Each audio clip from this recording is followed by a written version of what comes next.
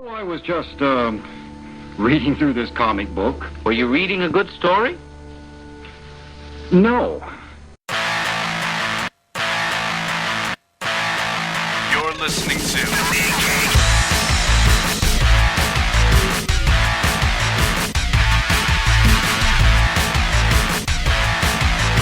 Comics Podcasting on the edge of civility.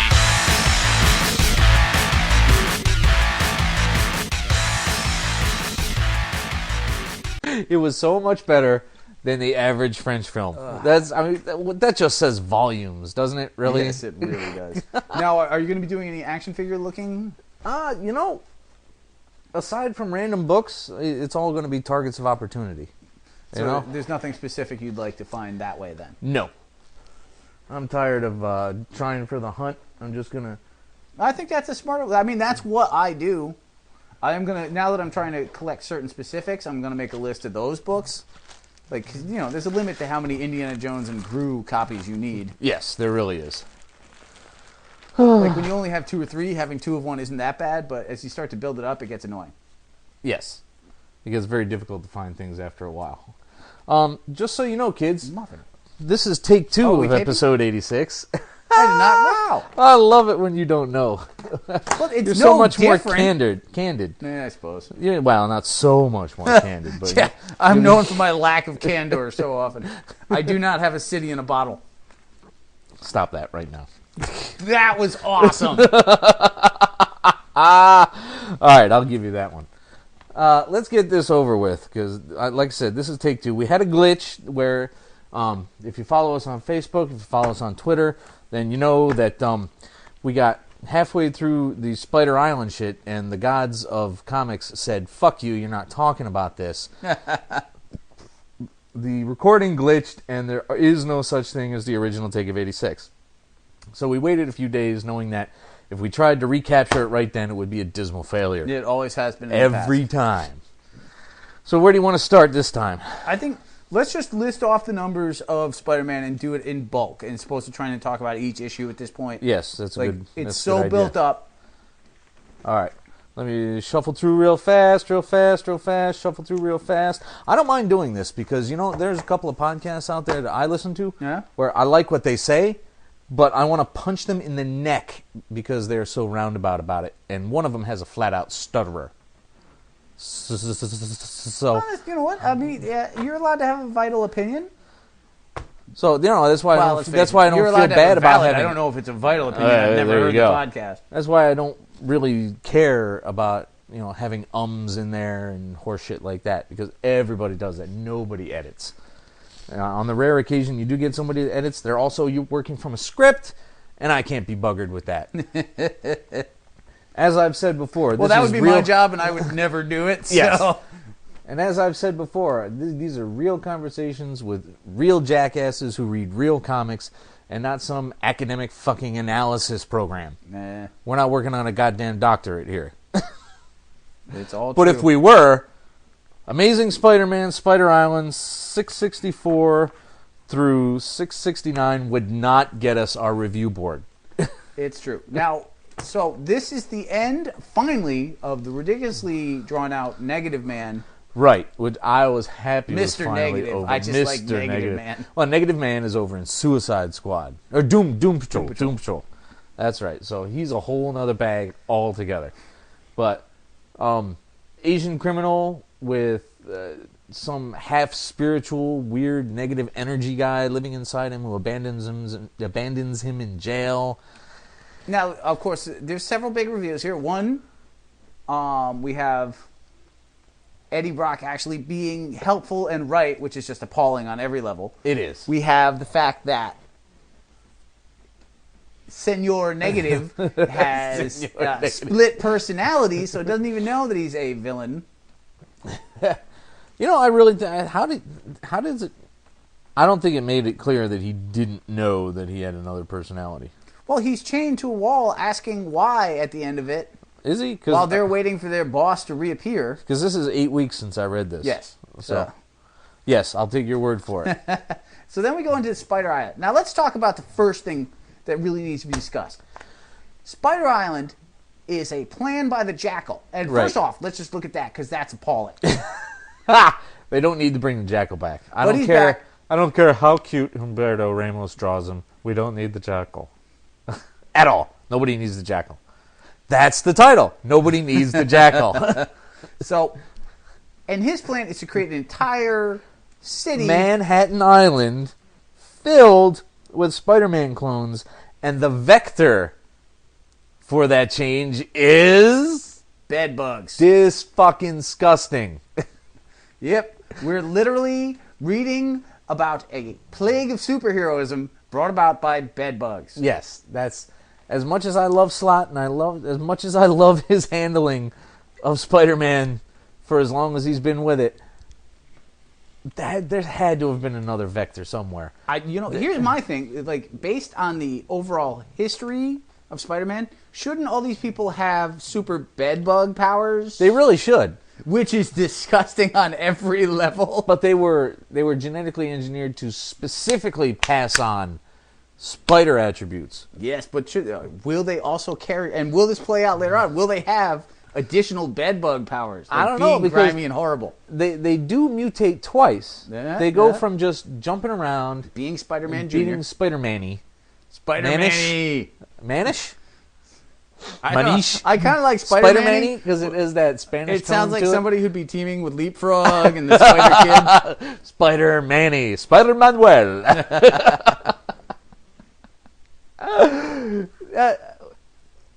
Seriously. There is no seriously with this. No, That's there where really I'm isn't. going. And it's poor that I went there. But really, bed bugs, there's got to be another way to do that. Well, you know what? It is what it is. There was the whole bed bug nightmare in New York not that long ago. No, that's true. And then there was one in Detroit, and there was even one in Middletown. But seriously, bed bugs? Gross. It's so gross, so gross. So then this leads us into several other things. First off, we find out that while Peter Parker is a super genius, apparently even smarter is Carly. Yes. Because she's like, oh, wait, people are getting spider powers. This must be the Jackal. Wait, what? Yeah, I don't know how the What? fuck she figured that one out. Miles Warren? Really? How did you even know who the fuck Miles Warren was? Were you, like, Isn't he perusing dead? old Like, I mean, Spider-Man? why Wasn't is he- I thought he was supposed to be. Maybe, because didn't King Spider now... Didn't Spider King kill him the last go-around? Spider King is one of his new, him and the new tarantula are two seriously deformed fucking monstrous spider people. One of whom... Used to be Kane, Who which you was hate yet even more. another clone of Peter Parker. Or was it a clone of Ben Reilly? I lose track because it sucks. It's terrible, man. I'm telling you. Yeah. But it is fun. Oh, no, I totally enjoy. I mean, there's some really fun things. Like, though, I don't like Carly, so that's a big problem for me in the whole slot run. But you've got this awesome feeling where all the superheroes are beating the crap out of all these people with Spider-Man powers, and Spider-Man shows up, and they beat the piss out of him. Not realizing that he's not just another schmo in a costume from a party store. But the thing is, everybody kind of wants to punch Spider-Man anyway. Well, you know why they want to punch him? Because he's a whiny little fuck. That's why. That, and he's, intentionally annoying. He should be getting paid by the Avengers, but he's so paranoid about protecting everyone on the planet that he can't even give up his real name to get a paycheck from the Avengers. From the Avengers! Yeah, you think if you would trust anybody with your secret identity, It'd be the Captain fucking America. Avengers! Yeah! But if he had done that, then of course it would have gone horribly awry when they chased him down, but it did anyway because he revealed himself and then didn't. Yeah! Thanks to know what wacky he Mephisto antics. You know what they should do? They should get one of the other ones, they should give him a pay raise, and then he should just cash that raise and give the money to Peter. All right, Luke Cage, they give him a special bonus every paycheck for, baby care, or label it baby care in the books, and then he just gives it to Peter. Yeah, I think Luke Cage would probably keep it for baby care. No, Luke wouldn't do that. Why not? Dude, more money. Well, no, it would be prearranged. I mean, they would think about it. They wouldn't. But give nobody wants to help Peter that much because he is intentionally He's annoying. douchey. Yes. his quips and puns don't always help. Yeah, so especially when he makes fun of Luke for saying booties. Going back. But really, everybody kind of wants to punch Spider-Man, and so now they all have their individual specialized Spider-Man 2 punch. So this is like the best day for heroes ever. Ben Grimm's loving going to work today. Just like, I've been hanging out with you for 25 years, Pete, but guess what? It's clobbering time! But you know what? If you had superpowers and a bunch of superpowered Rev clones showed up and you could punch them at will, I would start right off. Like, jump right in. Wouldn't you? Like, dear diary, today was the best day ever. Got to punch 12 Revs in the neck. So, but honestly, like, who hasn't tried to clone Spider-Man? Why would you think Jackal over Doom or Doc Ock or the Lizard or anybody else? Like, almost... Because Jackal's got the cloning precedent, really. Fair enough. But they're not really clones. They just have the power. So it could be anybody in that sense. Kane was a clone. Yeah, but they don't... Carly didn't have that information at her disposal. She shouldn't have, anyway. She certainly doesn't know that Kane was turned into Spider King. Spider King. Really? Spider King? Come on, guys. Arachnid Monarch. How about that one? There you go. That's a I can't believe they didn't pick that choice. And so there are some cool moments. Like there's some seriously, and let's be honest, they're not even B-list, C-list villains show up with spider powers. The Scorcher. Chance. And poor Shocker gets extra Shocker's arms. later on, because Shocker is B-list. But the White Rabbit all have spider powers. And what is with that ass so prominently displayed in that first fucking page? Hey, it is Humberto, comics these what days. Are you doing, man? That is how they do This is these what things. gets people in trouble, man. Especially with the big controversy that everybody's having over the new Catwoman book.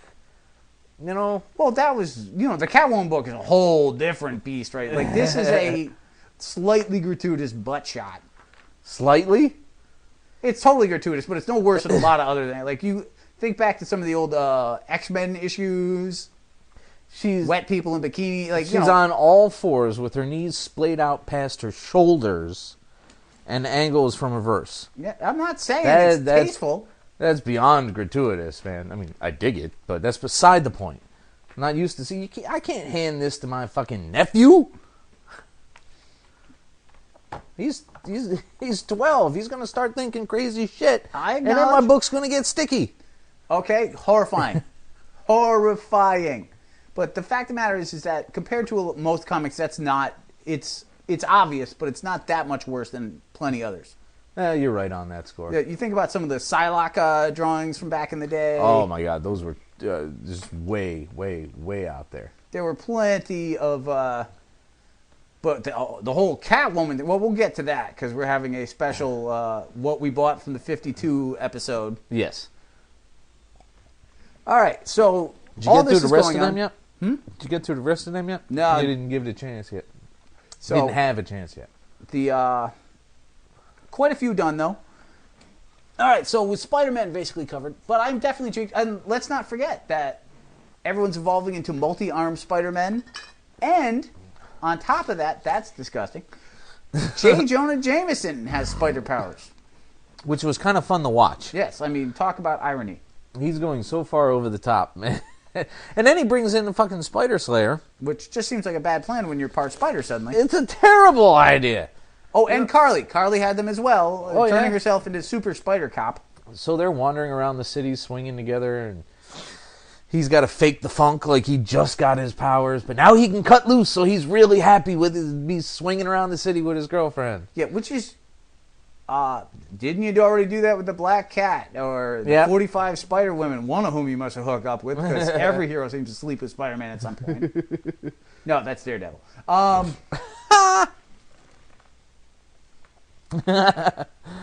we covered on that? I think so.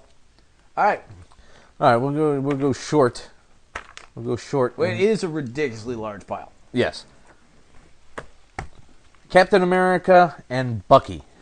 All right. Now, this is the Bucky Spotlight episode. Yes. Well, this is the whole start of the, and you had to tell me this, 1940s adventure Cap and Bucky. Yes. So that they can keep the Bucky name around. And they can keep James Buchanan Barnes running around with a B, just in case nobody remembered that you could spell Barnes with a B. Yeah, shocking. But let's be I'm very excited about the 40s thing. I don't know how long this will last. Me being excited about it. Well, it could last quite a while. I mean, it's fucking Brubaker. It's true, but if he has his way, it's going to be 2000. When you split Bendis into 45 Avengers books, we've talked about that. Not everyone can do that kind of thing, and obviously, if you're going to have one Cap book, it's probably not going to be 1940 Cap. No. But what they do there is going to be huge too. Like if you've got Baron Blood, the original Zemo, all right, I can kind of see being very excited about this. Yeah, you can start reusing all kinds of characters again. Masterman, which they're already doing. True. So I mean, he showed up in this one for fuck's sake. No, so there's a lot of options that I'm kind of intrigued by. But he was a bit of a douche in this one, though. What, Bucky? Yeah. Bucky's always the thing with Bucky is that he's a 15-year-old who's better at most things than 28-year-old men. Right? He pulls hotter chicks. He can kick your ass.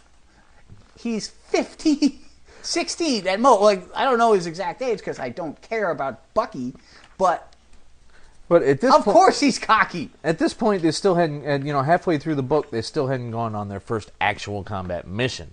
So he's just like every other fucking young soldier early in the 40s. It's like, I'm going to go kick ass and everything's going to be awesome. Yeah. And then he finds out, just like everybody else does. But it's not a bad adventure to start with because they just, it's your standard let's run around on the top of a train thing while we fight. Oh, yeah. Let's not forget, this issue breaks out the ultra-rare gymnast Nazi. Gymnast Nazi? Yep. Nazi gymnasts. What the hell are you talking about, Nazi gymnasts? They had clowns, Nazi clowns. They're all clowns, really. Well, Nazi clowns is a little more common. It's the Nazi circus of crime. Either way, totally ridiculous. The big lesson, of course, is that killing is bad and painful for the soul. Yes. Which I think we should all endorse, let's be fair. Yeah, that's accurate. It's something message. we have to think about. Because that's why Cap doesn't kill outside of World War II. Right. Now, I'm just hoping we get a whole lot of Sergeant Fury action in this book as well. That would be great. I would hope for that. I could deal with that. But it's a good start. I think it's all right. I think there's so much potential for the kind of stuff Brubaker likes to do. And I think we can look forward to an enjoyable run. Oh, yeah. Now that brings us to the other Cap book. The new, simply titled Captain America, which has restarted from scratch. Well, there's a lot of that going on. 2 and 3. Now, 2 is part 2 of American Dreamers, and it opens up with a bizarre story, pseudo-flashback, where they have to tell about this one soldier that they worked with in the war who had reality warping, time slashing powers, who would bring fucking dinosaurs to the battlefield and sneak into Nazi dreams to get into forts with everyone's favorite walrus mustachioed hero, Sergeant Dum Dugan. Which, I'm sorry, I have a real difficulty imagining Dum Dugan and some guy who can walk through dreams in the same sentence. Yeah, it is hard to wrap your head around, isn't it? But it turns out this guy is actually quite sweet on Sharon. But he brings in the Ameridroid while he's at it, which I can't endorse. I was really excited about the Ameridroid in the sense that there's a classic feel to it. Like, that's what I like, is when people use history in current books. And not only that, but then without warping it. Like, you've got the Ameridroid, then they turn him into the scientist who's finally free and able to live better, and then, of course, what happens? He dies. Whoops. That goes poorly. But you know what? I'm McNiven here. I like his Sharon Carter. I love his art. I think it's a dynamic book. It's a great read. And they bring back Zemo again, just like we were talking. And who doesn't enjoy seeing Zemo? They could do something with that mask, because those lines are just kind of... No, I've never understood. I've never understood the lines. I've never liked the lines.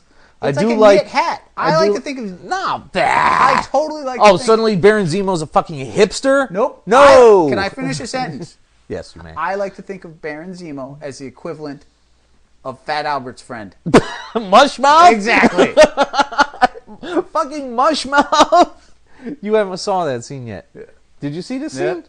Okay, this is an amazing scene. It's appallingly nasty.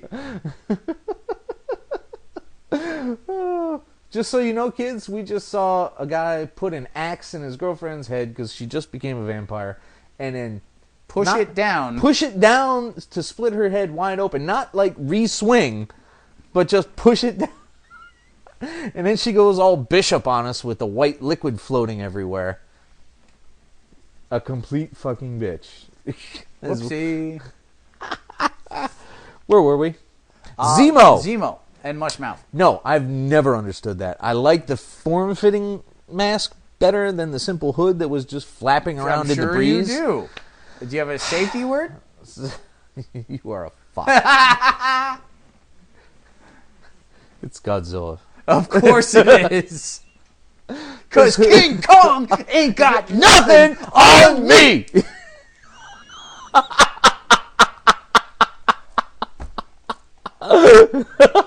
Hang tight a minute while we regain our composure.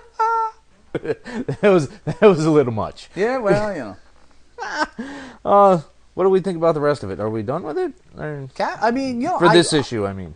I'm definitely intrigued to where it's going. I think the dream thing I think is really odd. It is. Cap really doesn't lend himself to surrealism very well. But I'm curious about it, and it's well done. You've got Fury, Dum Dum Dugan, Sharon Carter, Brubaker, McNevin. There's not a bad thing anywhere in this. No, there really isn't. So, that leaves us on to the two secret Avengers here. The filler and the Ellis, as I like to call them. The filler, which was a Fear Itself tie-in. That's basically the Black Widow in mourning for Bucky by yelling at random a crappy TMZ journalist. style site. You know, tabloid internet journalism is truly a blight on society. You know? And it really should be given up. Somebody should stop them. There should be a fucking congressional law of some sort.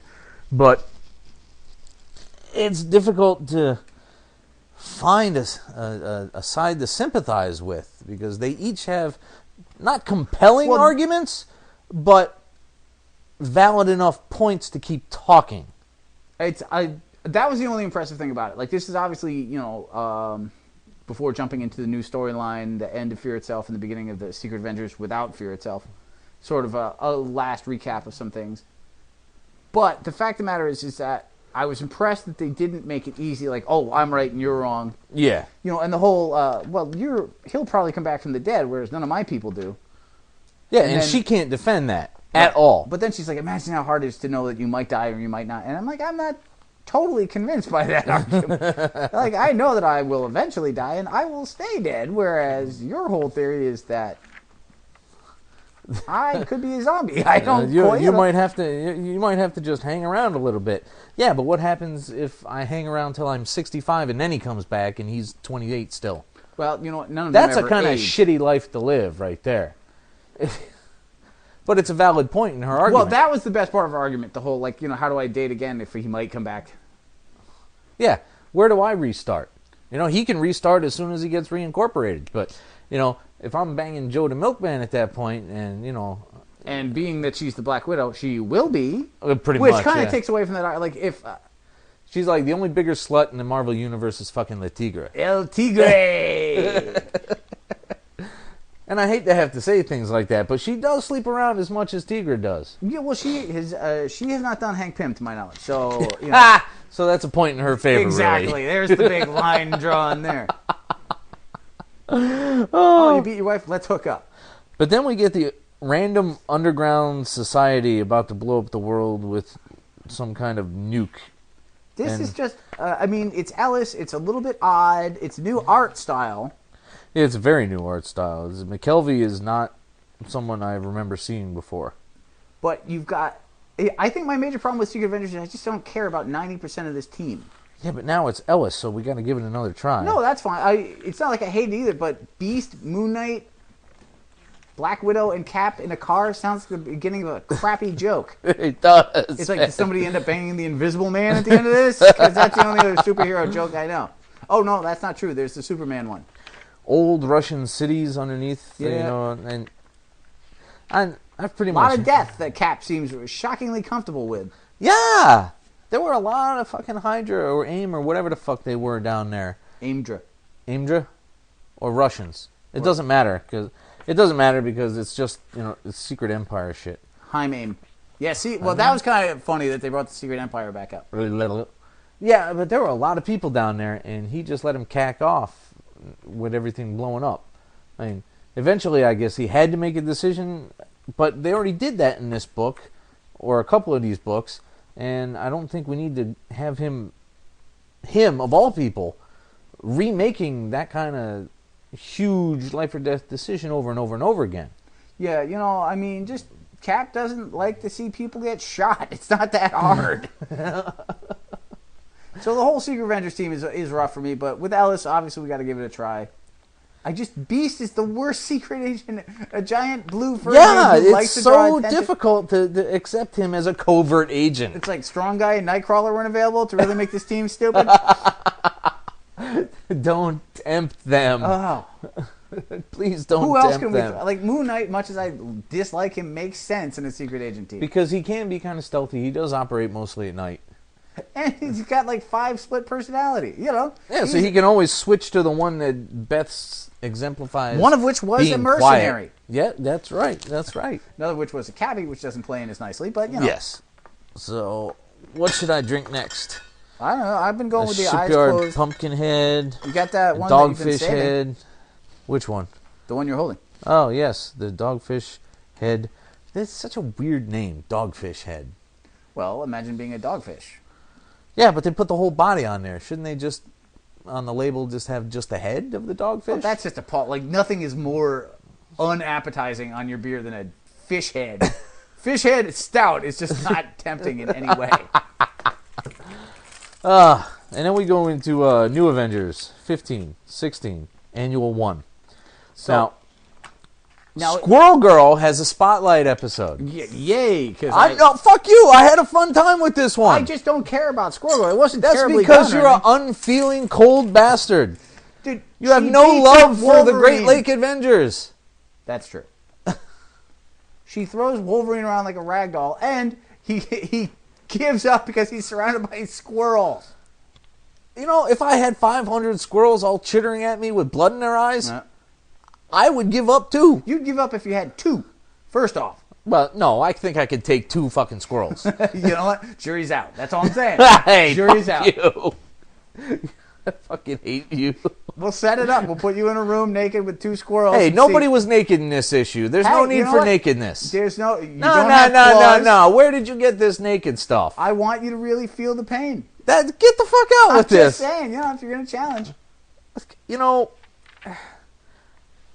Mono a squirrelo. that is enough of that. It was fun to see them in downtime. And, you know, eventually you have to practice fighting. No, because- the great thing about Bendis' Avengers, sorry, I didn't mean to cut you off, but is that there are downtimes, and they really show the best Avengers books are the ones where they hang out and talk. Yes. And remind you that they're a group that familial at best. You know what I mean? Right. And he's great at that. But you know what I noticed about Diodato? Yeah. He's been watching way too much Robotech. Since I don't watch Robotech, I have no idea what you're referring Well, the big Nazi mecha. to. Yeah, that's like it's a combination of 2 well-known Robotech mechs. To be fair, though, that may not be And Diodato. Whoever designed these things to That's what I'm begin saying. with was watching. No, because in the other ones they don't look anywhere close to this. Oh. So unless they've got an army with multiple mechs, which is not outside the realm of possibility, of course, but these things, that is definitely a Spartan crossed with a Raider X. All right. Crossed with a Gladiator. Okay, you might as well be speaking Latin. For the one guy who listens to us who knows Robotech, look at this and you will know. It's got the laser arm, the particle beam arm with no hand on it. It's got the Gladiator arm on the other side. It's got the missile pack on the shoulder. It's got the spotlight on the other shoulder. It's all Robotech. Somebody's been watching too much Robotech. Well, I mean, if you have to design a giant mecha, I suppose looking at Robotech is not the worst plan. Well, I mean, you could not make it so blatant, maybe. Hey, you took two and combined them. Because I looked at that and I said, oh my God, I've built that model. Well, two of them. Yeah. I don't know why you don't like Doreen. She's fun. I don't dislike her. I just don't care about Squirrel Girl. You'll grow to like Squirrel Girl. But now the big thing for this issue, or these issues, is that they seem to be phasing out what was driving you crazy, which is the interview Avengers style. Yeah, it can only last so fucking long, and it's in both books. And it did run for a while. Yeah, this is like the 5th issue of each. So, technically that's just about a year's worth of the same exact storytelling mechanic. And it's getting a little old. I mean, no, I see your point. When's the story going to end? And are they going to publish it separately? I mean, for a while he did the prose version of the same thing. Yeah. But I did like them yapping back and forth about who should or shouldn't be an Avenger. Right. That was fun, because each one of them is definitely calling out a very specific other one. Yeah, well, it cuts right to that part. It was fun. But didn't the whole Spider-Woman becomes an Avenger remind you slightly of the incredibly recent Red Hulk becomes an Avenger? Yeah. So, I mean, it just seems like that story has just been done. A one-shot in the middle of Fear itself. I'm an Avenger. Yeah, he could have spaced that out at some other point. Plus, Spider-Woman's been an Avenger for a while now. Yeah, so why is she still having misgivings about it? She's got difficulties. She's a very disturbed young woman. She's been through a lot. And the fact that Daredevil's now an Avenger? I am... You know what? The very first issue of Bendis' Avengers... They tried to get him to do it. Right. And he didn't want to at the time. So it ended up being Wolverine instead. Yeah. But I guess he's come to a point in his life now that he's got a whole new series, and all the absolute nuttiness of the worthless Shadowlands storyline is over, and he can go back to being a fun character where he doesn't have to have 20 years of Smith, Quesada, fucking Miller, like all these horrifying, just abusive storylines. They really abused the fuck out of Daredevil. He was so grim for so fucking long. Well, he was there. He was the closest thing they had to Batman in certain respects. He was the Dark Avenger. Yeah, I can see that, but as unrelentingly taciturn as Batman could be, yeah, he had his back broken. Yeah, he gets he gets beat up pretty effectively most times. There was that time where he was accused. Bruce Wayne was accused of murder. Yeah, but it's never gone on as long as it has with Daredevil. I mean, they just wouldn't leave this guy the fuck alone. well, that was his. They wouldn't just give him a few adventures and have some fun and fight some crimes. They had to have him constantly being just put up against a fucking wall and kicked in the nuts. Well, I mean, he's got a dead girlfriend. Several! A dead wife. By now. A dead girlfriend, a dead wife. His partner has betrayed him like 17 times. Yeah, his law firm is in the shitter. Everybody knows who the fuck he is, and yet somehow it got so bad he was actually in charge of the Hand, for fuck's sake. How did they figure that one would work? Yeah, I wonder which one. Like, he's got the dead wife, he's got a dead Elektra, he's got a dead Karen Page. Like, and then wasn't one of them in the insane where asylum he sticks too? it in and then checks the pulse just to be. Oh, that's fucked up, man. I'm just saying, after a while. Wow, dude. Wow. Holy shit. Well, he's got to be worried about necrophilia at this point, with his track record. You are getting disgusting. And you need to dial it back a bit. Holy crap. Jesus! I'm going to say that you're being influenced by the lesbian vampires right now. Yeah, that was my point. It's like, you're making me watch this, and I'm being disgusting.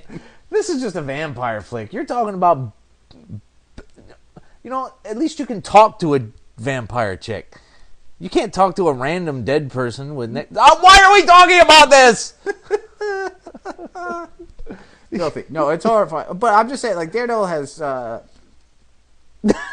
no luck. But, and plus, he's blind. Like, you know, I mean, advantage everybody else, really.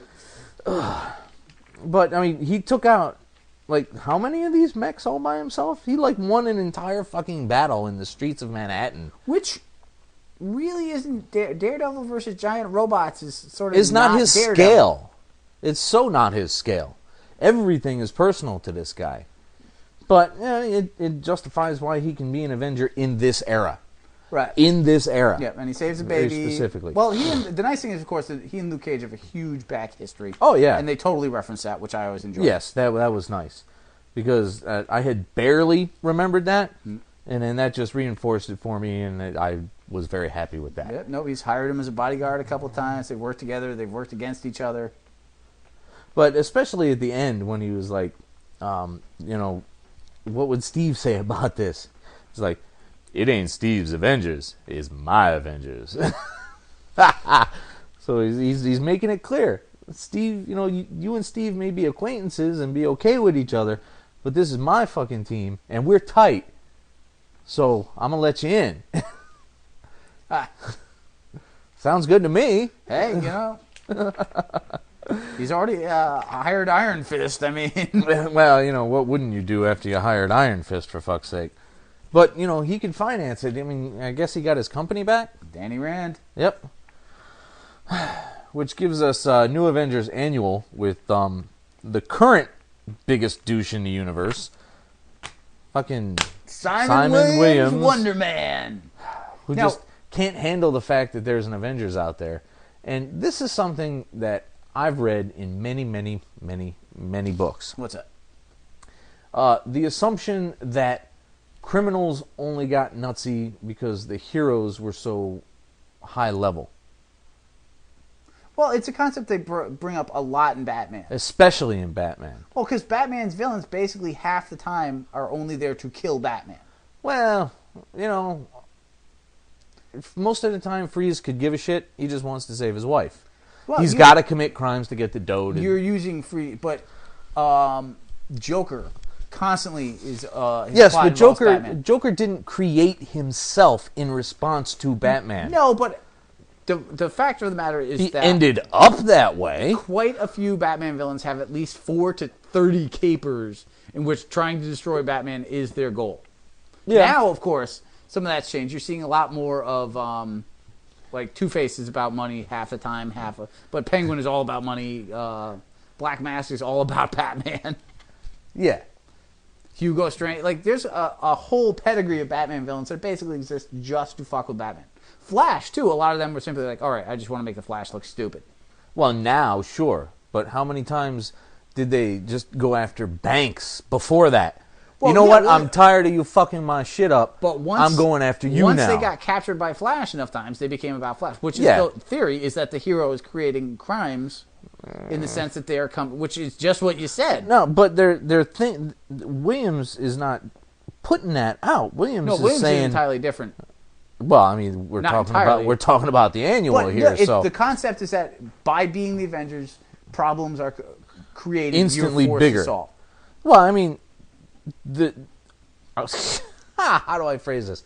Galactus doesn't give a fuck if the Avengers are there or not. Well, he's more worried about the Fantastic Four, though. Anyway. Well, that's beside the point. You know, someone coming to Earth and trying to take over or get a resource. The Skrulls didn't come there because of the Avengers were there. The Skrulls came around because they wanted the planet. Well, actually, they came around because the Illuminati were there, which was the Avengers base. That was one storyline, sure. But therein lies the point. And here's another way of looking at it, which I think...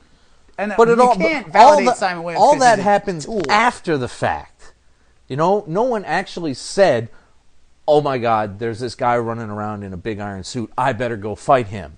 No, because that's what you're taking. And that's the way they're making it sound. Well, no, that's the way you're interpreting it. That's not how I interpreted it. But let's look at it from other, like the Master's evil form to attack Avengers. Yeah, because they got their asses handed to them so many times Exactly. individually by the Avengers. But now, let's say you are a supervillain and you want to rob a bank, and the Avengers are in town. You're like, all right, I'm going to need about 14 more supervillains, or so my ass can get away. So things are becoming more complicated for the villain. So they are, because the Avengers exist, they are becoming bigger, which is what he's saying. It's not saying that supervillains wouldn't exist. It's that events would become larger because of the Avengers. And it's insane, but there's a logic to it. That's my only point. That much does follow. But the Avengers disbanding and stopping their activities isn't going to make the villains go away. Well, I mean, at one point we have to stop and say, well, it's comics. Because yeah. The thing is, like, when the Avengers were gone for a year, well, at giant that point, events still happened, just other heroes had to fix them. Yeah. Like every hero. See, that's my point. But that's a outside of comics logic. Inside of comics logic, there have been larger events that occur just because of the Avengers. Kang. There have been giant events that occurred just because of Doctor Strange and Spider-Man. Dormammu. But he brings up things like Wanda, and Wanda would have existed, and she probably she may or may not have gone batshit at one point or another. Probably.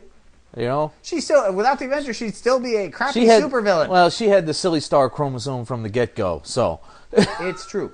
But, without the Avengers, she'd still be working for Magneto. Yeah. But she never would have fucked a robot, never would have had imaginary half-robot kids.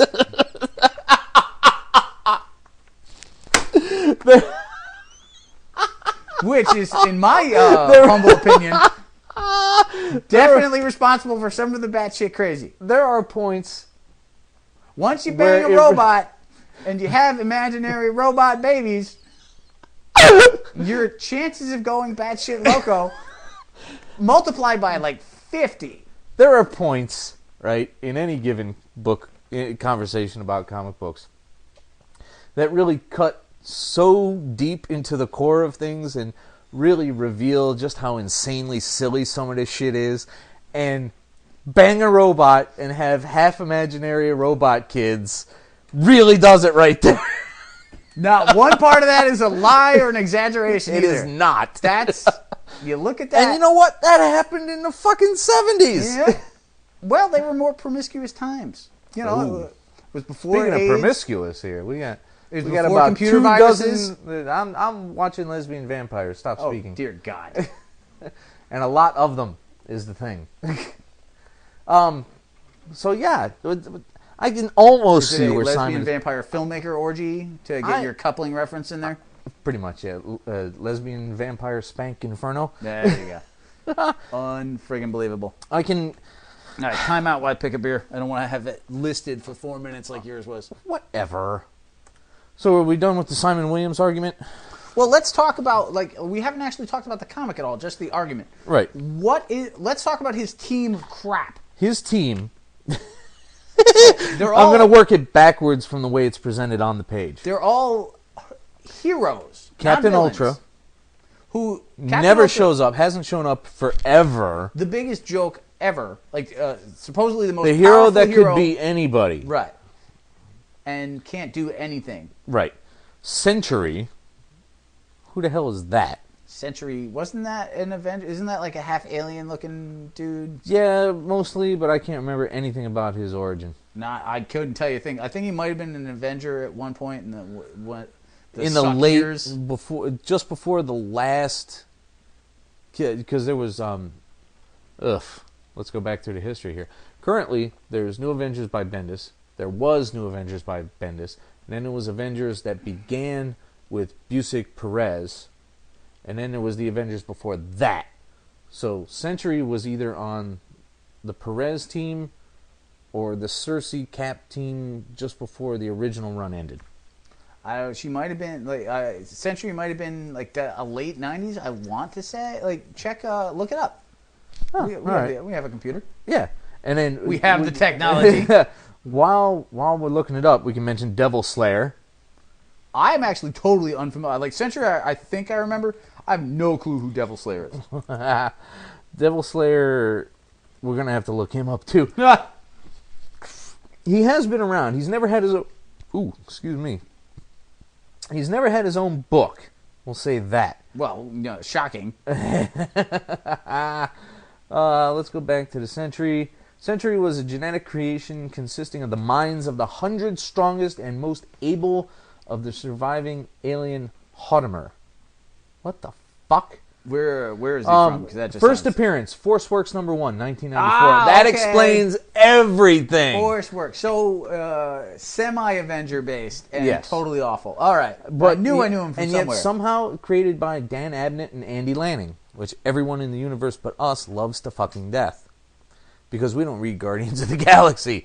So I just read a British book by Dan Abnett. Oh, yeah? Yeah, didn't care for it. No?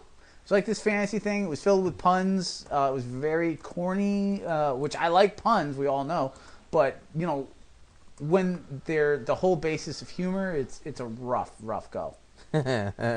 Eric Simon Payne is the Devil Slayer. Okay. And he was in the Defenders, Agents of Fortune, Point Men, whatever the fuck that is, Revengers, and he first showed up in Marvel Spotlight 33. Good God. So he's been around quite a long time, considering that was 1977. I am Holy crap. totally shocked that I'm not familiar with the Devil Slayer then. There's a Bloodwing, Galaxia. He appeared in a long run of the Defenders. 50. Well, no, that's not long at all. 58, 59, and 60, 97 to 101. Then some Marvel team up, some more Defenders, Death of Captain Marvel. There's a lot of stuff, but apparently he's from Illinois. You don't get too many superheroes from Illinois, especially in Marvel comics. True. Since everyone in the whole fucking universe comes from Manhattan. Except the Great Lakes Avengers. Well, sure. Except the Great Lakes. And Man-Thing. Man-Thing doesn't come from... Anyway, there doesn't look like there's anything interesting in here at all about Devil Slayer. Except that he once hung out with the Skrull kill crew. But Goliath, we know, this is a new Goliath. Yeah, because he's dead. Like, that's a huge thing. Yeah. And yet looks just like the old Goliath. He does. What the hell's up with that? So, semi-confusing there. Ethan Edwards. I don't know who the fuck that is.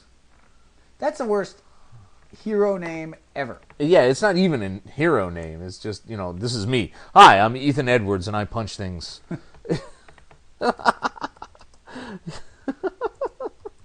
Ethan Edwards, so lame.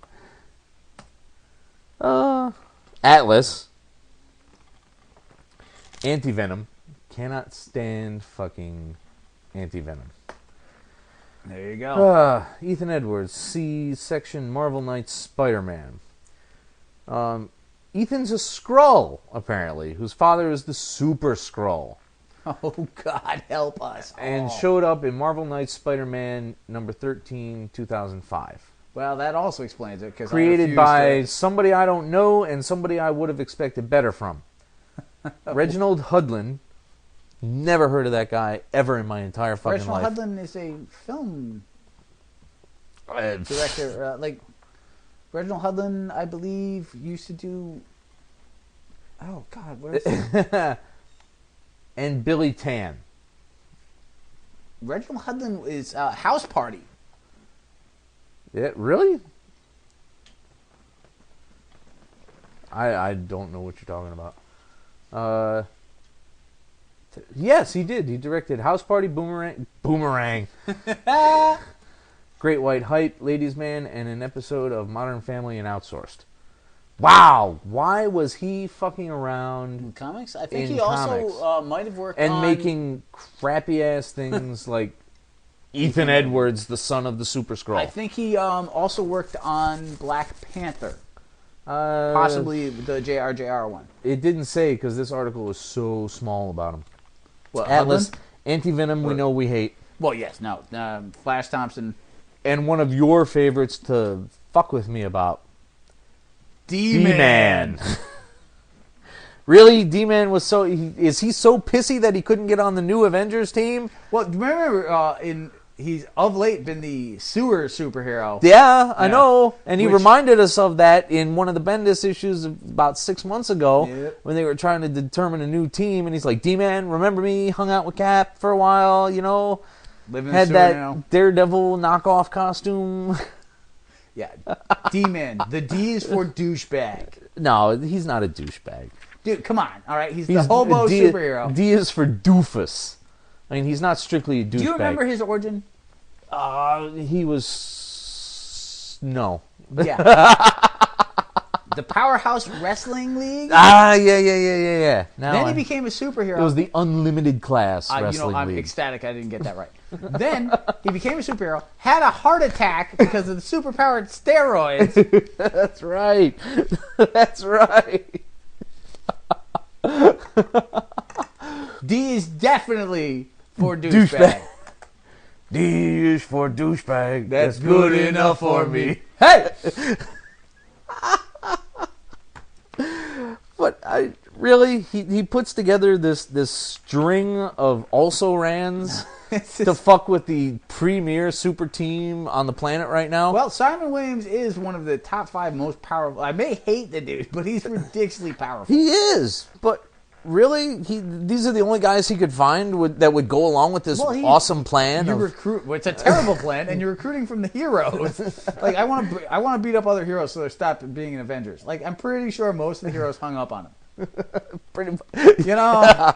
Well, I mean, I guess it's work. First off, a full third of them are in the Avengers. You know, and D-Man is going to be like, do we get food money out of this? Or like, you know, it's like, hey Nova, what are you doing? You know? Hey Nova, I'm actually in them. Fuck off. You know, so he was struggling. Like, you're lucky that you don't have like Red Star from the Soviet superhero team. Oh, too funny. But, you know, of course, you know, they get their asses handed to them because it's, you know, a new giant guy and come on. What can you do with this thing? The new Avengers obviously have to save the day. Yeah, because in the end they win, for fuck's sake. Well, yeah. Because you threw together... I never did get this Avengers annual. This is new Avengers. Well, throw that on the list for tomorrow then. There you go. Yeah, they wiped the floor with them somehow. Because otherwise it just would have been a rotten idea and it would have ended as expected. Hey, you know, they're players, man. They're tough people. Right now, I'm looking at the Rev like he just sprouted a third fucking head. Yeah, that's a fart in church comment right there. That's but honestly, like, Captain Ultra, he's afraid of fire, and he's out in 4 seconds. Like, is he like a mascot? Do you bring him just to distract them for the 4 minutes so you can punch them in the back of the neck? Is that his job? Let's take out Ultra first, since he's a dill hole. Neck punch! Wow. All right, I'm done with that book. We had a long back and forth with that one, and it was fun, but we got more books to get to. So where do you want to start with the next batch? We'll just go with the next on the pile. That's how we always do it. Oh, this is the Journey into Mystery pile now, isn't it? Well, it could be Fear itself, or it could be Journey into Mystery. Well, let's just get Journey into Mystery, because that's another big stack of them out of the way. All right, so Journey into Mystery. Wow, there's a lot of them. That's what I'm saying. Jesus, jumped up Christ. 624, 625, 626, 626.1. Yeah, what the hell was that? And 627. The point ones are supposed to be for jumping on points, where they give you a story that's supposed to introduce you to people, and then get you jumped into the current storyline so that you know what you're looking at when you read it. How does that make sense with Journey into Mystery when the book just restarted? Yeah, that's a pretty good point. Wouldn't that But it restarted as a direct outgrowth of the storyline in Fear itself and 4.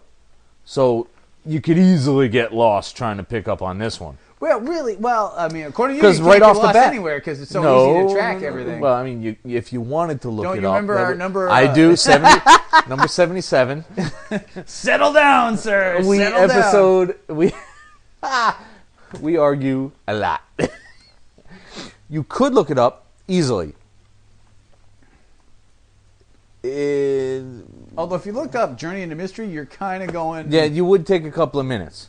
Well, not even that. But You're I don't going think this back point one did a good 30 years. Yeah, I don't. 45. 45, yeah. I don't think this thing really helped at Well, all in that. the whole thing is the Journey to Mystery. You've got Kid Loki. You've got Kid Loki, who has been reincarnated from his last death when he sacrificed himself at the end of Siege to save Asgard and Broxton.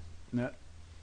So they came back because Thor missed him so much because this is his brother, and they spent tens of centuries together. You know, I would sacrifice a lot to get your ass back, boy. You would, dude. Yeah, like a day-old sandwich, maybe. We'll need your Batman 200. I don't even like that, dude. Okay, I've already got 4 new podcasting partners, and they cost me less than beer. No, it starts off with him making deals. Well, I mean, let's look at him as an overview. You've got his whole plan is that he's trying to deal with Mephisto and Hela and the Daisir and Tyr and Leah, the Hela teen child clone. Which is just creepy and wrong. It's very strange, is what it is. Yeah, and the Daisir, which I don't even like saying that out loud because I just waited for a bunch of bony women to come up and stab me into horrible friggin' monkey parts. But I'm liking Kid Loki as this, crafty, horrible hero type. Like and I like how Volstagg wants to punch him in the face, but also wants to rub his hair, give him a noogie, and it's like, oh, you good job, kid, you scamp, you unbelievably evil scamp. But he's not being evil. Well, there's but hints. He's just on the shy of it. There's tiny hints that he might be manipulating things to his own end. But every last thing he's doing is going to benefit Asgard and Midgard. But that was all the old Loki. That was a lot of his personality. The thing is that what you're missing, I think, is that he's not careful, and that's always been the character's. All of his plots weren't necessarily evil. Later on, he was totally evil. Oh yeah, he was flat out. I want to be in charge and fuck you too. I'm a malevolent dick. But a lot of times, it was just a plot to have fun or make things interesting, and then it goes horribly right. And that's what's happening here. He takes a hellhound to hell, and he eats a bunch of souls. He's like, oh shit, I didn't mean for that to happen. But that's... And therein lies the real flaw of the character, is that he teams up with these things, think he can control everything, and then can't. Well, and that's fine with me, because it shows him having a learning curve. But, he doesn't remember so much of his former self that he just jumps right back into it like an old suit. Well, the former self couldn't either. The plans always went foul. There's not a lot of whole Loki wins the day story. Only because that asshole fucking Thor was around. Or Volstagg, or Fandral, or Hogan. Everybody. I don't think Hogan was really foiling all too many plots on his own. Dude, you hit me in the head with a giant iron mace. I am foiled, and that is a fact, sir. There's your title. I am foiled. That's too long. You hit me in the head with a... I'd be foiled by a giant iron mace. How about that? Hey, But no, I like semi-convoluted plots like this. He's got everybody being played. He fucks with the hellhound. No, the writing is really good. Because you've got this evolving character who's becoming Loki again while trying not to, but because he's not careful and because he's juggling so much evil at the same time. Right. And plus he's got this weird clone crow with the rest of his personality floating around. Yeah, when's that going to reintegrate? Right. So there's a, Journey into Mystery for a book that no one is like, oh, I wish they'd bring that back. It's actually and it's a side dish at best, because you have to be reading Thor and you have to be reading Fear Itself to get anything from this book. At the moment. When Fear Itself is done, I'm hoping it'll launch into something wholly new and just be awesome sauce. So you think that this will continue into basically a teen Loki book? If it will sell, it will. Well, it has been thus far to some degree. Yeah. And I'm happy with that. I need a different book. You can't all be fucking capes and tights. And it can't all be crime. No. A little weird political back internecine fighting kind of but weird. that, every 8-issue arc is him getting involved with a bunch of people and manipulating them all. Like, that's going to burn out very quickly. That can get old, too. So, sure. You know, it is a question of how, like, right now I'm totally enjoying the book, but how long can it go at this pace? And is eventually Loki going villain, or is he staying anti-hero?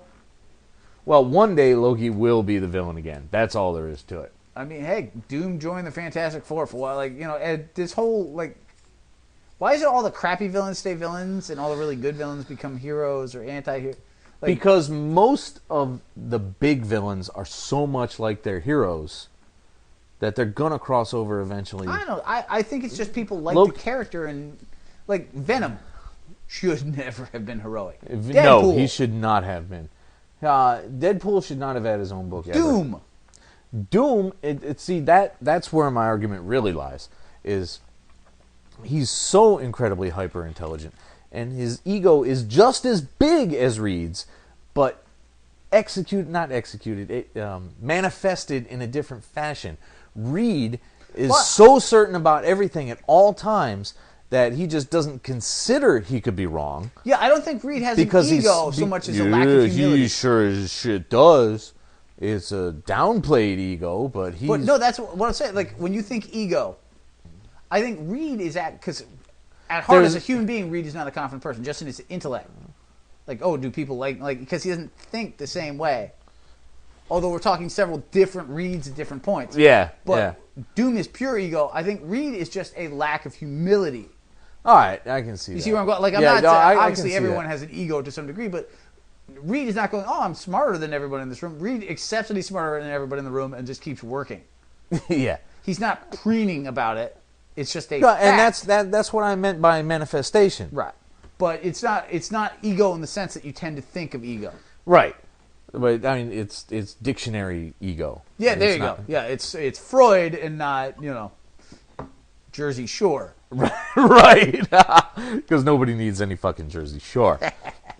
But there's a lot of points where heroes cross over with their villains because they're alike. Well, more and more so, I just think like one of the things that happens is you end up losing villains. As silly as that, like the Punisher. The Punisher did start out as a villain.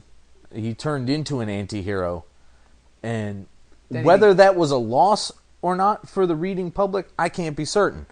But we wouldn't have had the awesome Ennis Punishers if he hadn't.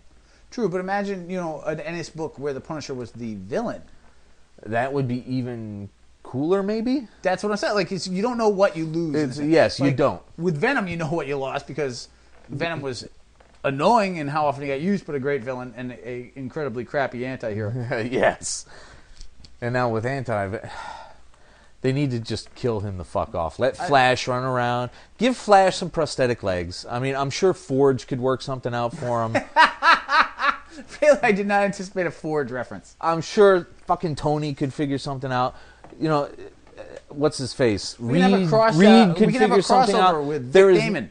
For real. Yeah. There is no need for him to be running around legless. Cyborg issue. Knowing what, Flash considers himself a friend of Spider-Man as well as a friend of Peter Parker. Yeah. So knowing who Spider-Man knows, there should be no reason that Flash shouldn't have a pair of working fucking bionic legs. Hey, There isn't. There is no fucking reason for that. Or a superpowered wheelchair. Yeah, superpowered wheelchairs. That's it. Yeah, and why are they both white? Like, what's up with that?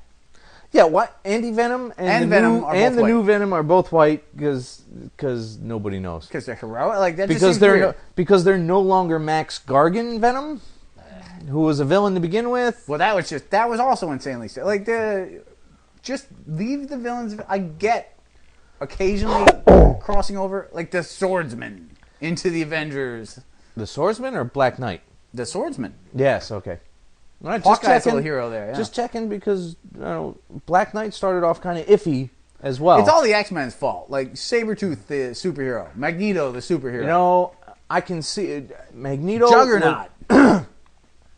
Fuck Juggernaut and fuck Sabretooth, but Magneto was always a man of principle above all else. Whether his principle jibed or was proper with the rest of the universe is not really relevant. I mean, you present a cogent enough argument for him to become non-mutants must dominate, but rather mutants must be in harmony with the rest of the world. If your argument is compelling enough, he, as a man of principle, will come over to it. And he has. But Sabretooth? Horrifying. He's just a Horrifyingly fucking bad. dog. You know, he's just a killer instinct, large fucking couldn't stupid stand that. cat. But no, that's not proper. And then you just you start taking every cool villain away, and it's like, oh, let's fight Mr. Sinister again. Yeah. Yay! He didn't change. Well, nobody wants him. Up yours, Sinister. Let me get the nasty boys on the hero side. Oh my God! Stop that. Stop that right now. You can't do that anymore. No more Nasty Boys references. Strife and Reaper and... Strife. What a waste of fucking ink right there. I do like seeing Maria Hill on the fucking Avengers cartoon, though. The whole Avengers cartoon is shockingly well done. Oh, yeah, just so you know, kids, we've moved on from lesbian vampires, because that finished up, and now we're watching Avengers cartoons. That's a different... Well, I guess we were talking about them both. All right, so what's next in the pile? Next in the pile, because we're happy with Avengers... I wanted to, before we move on, the Mephisto in the bar issue. Ah, okay. That was a lot of fun. There's some really clever writing in this book. Like, it's Kieran convoluted. Gillen, I think he knows what he's doing so far. It's convoluted. It but is. Everything follows. It does. At no point are you like, "What? That came out of left field." You see hints of things that come later, so it's very well done. No, he the Devil plots in it the out Bar, really well. But this one, the whole, I'm going to tell you an awesome story that your life in hell or some other place may hinge upon, that that was pretty cool. Mephisto in the bar. All right, so, and we are a spoiler podcast. So the whole concept of, do you want to live forever? Yes. Well, I'm going to turn you into ink. Which, conscious ink, apparently, because otherwise how could you say he's living? Well, because the written page lives forever, long after your life is Oh, gone. we're getting so metaphysical now. Well, we are talking about Mephisto, or Meta Mephisto, if you prefer. Meta Mephisto. But I like how he goes back through all the pseudo history of the Eye of Shoggoth, and he's talking about how he took over the realms and Dormammu's existence. And when's the last time he showed up? In Dormammu was that was a fake Dormammu that showed up in Avengers like last year. I don't even remember that now. Yeah, it was an illusion of sorts. Okay. Yeah, so that doesn't count. And then he fucks with Nightmare, which I am quite happy with, because I hate Nightmare. I think he's utterly pointless in all degrees. He can only operate when he's filled up with Nightmare energy.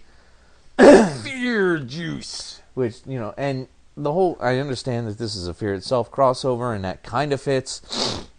You'd think Nightmare would have played a larger part. You would have thought so, but there's a justification for that in here, in the fact that he's so small change that he just doesn't. The other guy, the Serpent, just doesn't give a fuck about him, and I found that amusing. It is nice to mock Nightmare. So the tips and it was disgusting when he put him in the thing to turn him into ink. Yes. Well, next time you should offer him peanuts. Yeah, you really should. He's a thirsty guy. Peanuts. The devil likes peanuts. Is that another contender?